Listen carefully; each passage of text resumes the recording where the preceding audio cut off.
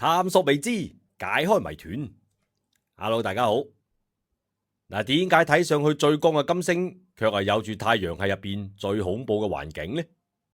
佢同地球就同處於太陽嘅宜居帶，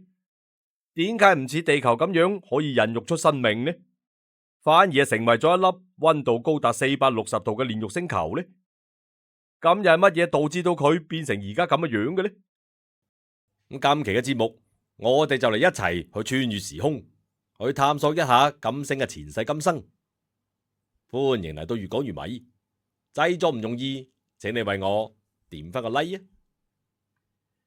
嗱，喺太陽系8大行星入邊，咁金星呢離地球係最近嘅，佢兩個嘅體積係差唔多，質量亦都好接近，密度同埋成分亦都有住唔少嘅相似之處啊！科學家推測，金星同埋地球係喺同一時間同一片星雲入邊誕生嘅，但係而家嘅地球呢就生機勃勃，係億萬條生命嘅搖籃，而金星卻係好似地獄，表面溫度高到得人驚，仲會成日落硫酸雨。咁講金星到底係經歷咗乜嘢呢？啲科學家認為喺太陽系形成嘅初期呢，星雲入邊大約有99.86%嘅物質都係聚集喺中心，形成我哋而家能夠睇到嘅太陽嘅，而剩低嘅0.14%呢，則係逐漸形成咗8大行星、小行星同埋天然衛星。而早期嘅太陽系係非常混亂嘅，小行星同埋各種嘅天體呢，係從四方八面湧過嚟，被太陽嘅引力場所吸引。呢啲天體有啲係直接墜入太陽，有啲係互相碰撞，咁仲有啲就撞向咗啱啱形成嘅行星。喺呢一場嘅混亂入邊，有兩件大事對地球同埋金星都係產生咗深遠嘅影響嘅。嗱，首先我哋嚟講講地球。自人類探索月球，並且係採集翻嚟月球嘅土壤樣本之後，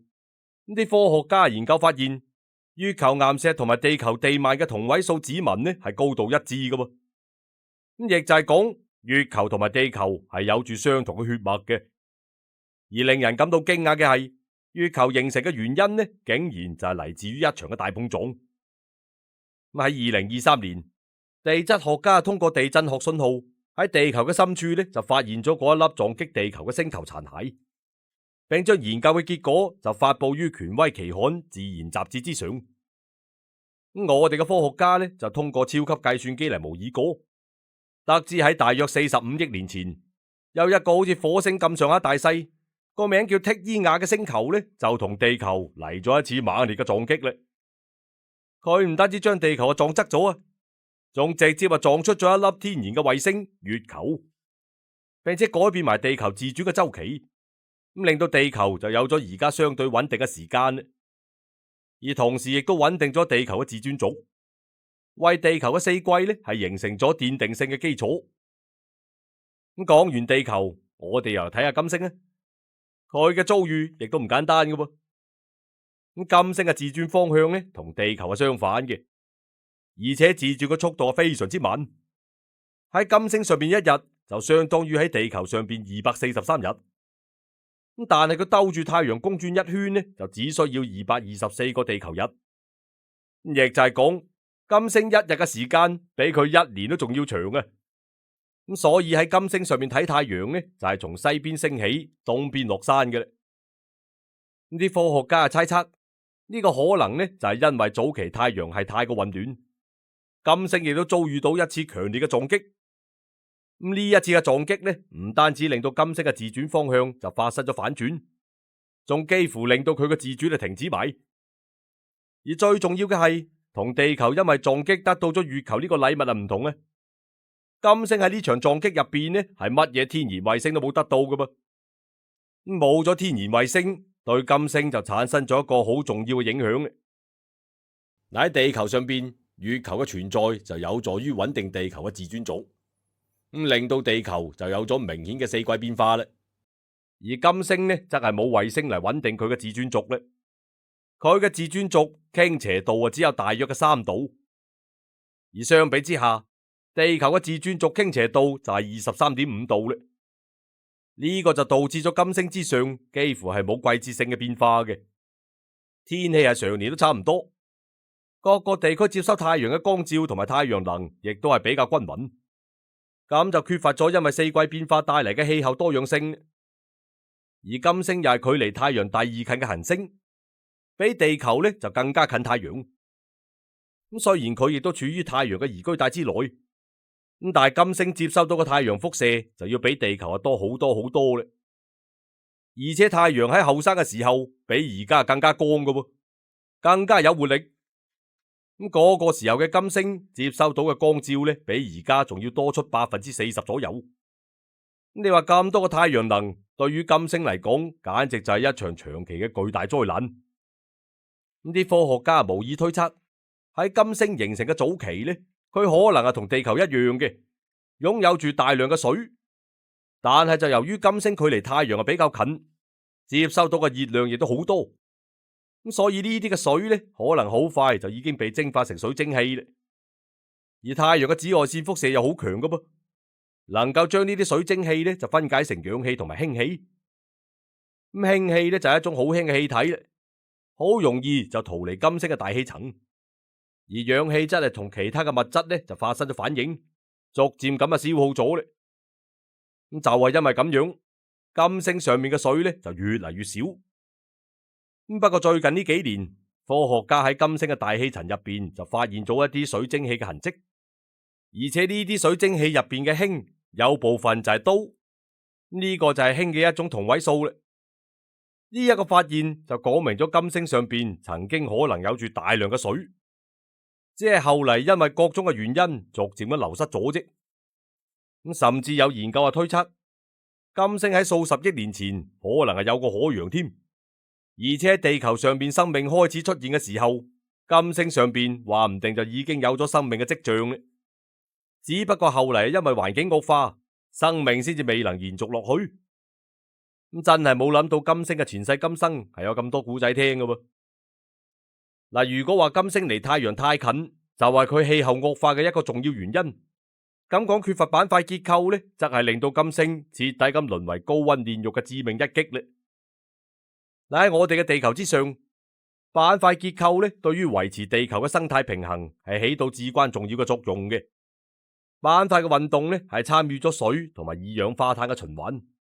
通過火山噴發嘅過程，將地球內部嘅二氧化碳呢就釋放到大氣入邊，咁跟住又通過岩石嘅風化作用，將二氧化碳又重新固定喺岩石入邊，從而就可以調節地球嘅溫室效應，令到我哋嘅地球呢就保持住適宜嘅溫度。而且板塊運動仲同地球嘅地質活動密切相關嘅，塑造咗山脈、火山等等嘅地貌，咁對氣候同埋生態系統呢係產生咗深遠嘅影響。而我哋睇翻金星，佢呢就冇板塊嘅結構嘅。呢個呢就係導致金星冇辦法好似地球咁樣進行有效嘅碳循環咧。咁金星內部嘅二氧化碳呢就只能夠通過火山噴發不斷咁釋放到大氣入邊，咁但係就冇辦法通過板塊嘅運動重新翻到星球內部。就咁樣隨住時間嘅推移，金星大氣入邊嘅二氧化碳濃度就越嚟越高咧。而家金星大氣入邊嘅二氧化碳含量係高達96%。而我哋地球嘅大氣入邊二氧化碳含量就僅僅係0.04%嘅啫。你話咁高濃度嘅二氧化碳，再加上金星離太陽咁近，接收嘅太陽能又咁多，就導致到金星呢就產生咗極其之嚴重嘅溫室效應，所以造成咗金星表面嘅溫度係高達463度。呢個溫度係足以將鉛都融化咗啊！比太陽系入邊離太陽最近嘅水星嘅溫度都仲要高啊！而且金星嘅大氣壓係非常之大嘅，係地球表面大氣壓嘅90倍以上，咁就相當於地球海洋深處1000幾米左右嘅水壓噶啦噃。而喺呢種惡劣嘅環境底下，生命係根本冇辦法生存嘅。而最恐怖嘅係，金星上邊仲有大量嘅火山，而且呢啲火山嘅活動又好頻繁噶噃。火山噴發唔單止釋放出大量嘅二氧化碳啊，仲會噴出好多含硫嘅氣體，而呢啲含硫嘅氣體喺金星嘅大氣層入邊同氧氣等等嘅物質咧就發生反應，所以就會形成硫酸雲咧。而啲硫酸雲就喺金星嘅大氣層入邊飄蕩，咁呢就會時不時咁落起硫酸雨啦。嗱，我哋想象一下，喺一個溫度高到能夠融化金屬嘅星球上邊，仲落埋具有強腐蝕性嘅硫酸雨，你話金星又點可以唔變成地獄星球呢？咁仲有最攞命嘅一點就係金星嘅磁場係缺失嘅。人類探測金星之後發現，金星上邊幾乎冇到磁場，呢個可能係由於自轉速度太慢所導致嘅咧。嗱，我哋地球嘅磁場呢就能夠保護地球免受太陽風嘅侵蝕，而金星就缺乏磁場嘅保護咧，令到佢大氣層入邊嘅氫氣等等嘅氫元素就更加容易被太陽風所吹散，進一步就加劇咗金星表面液態水嘅流失啦。而呢種磁場嘅缺失，令到金星喺早期就失去咗保護嘅屏障，為佢後續惡劣嘅環境呢就埋下咗伏筆啦。咁但係令人感到奇怪嘅係，金星係冇磁場，但係佢嘅大氣層唔單止厚實咧，而且具有極高嘅反射率，能夠反射大約70%嘅太陽光。咁盡管如此啊，金星表面嘅溫度仍然都係好高嘅。呢個主要咧就係由於大氣入邊嘅高濃度二氧化碳，好似一張厚厚嘅棉被一樣嘅焗住咗，咁就導致咗金星嘅溫室效應就更加厲害咧。雖然金星呢曾經可能就同地球一樣係一個宜居嘅行星，但係如今卻成為咗太陽系入邊最恐怖嘅星球環境，而佢嘅演變過程呢，亦都充滿咗謎團，亦都為我哋人類敲響咗警鐘啊！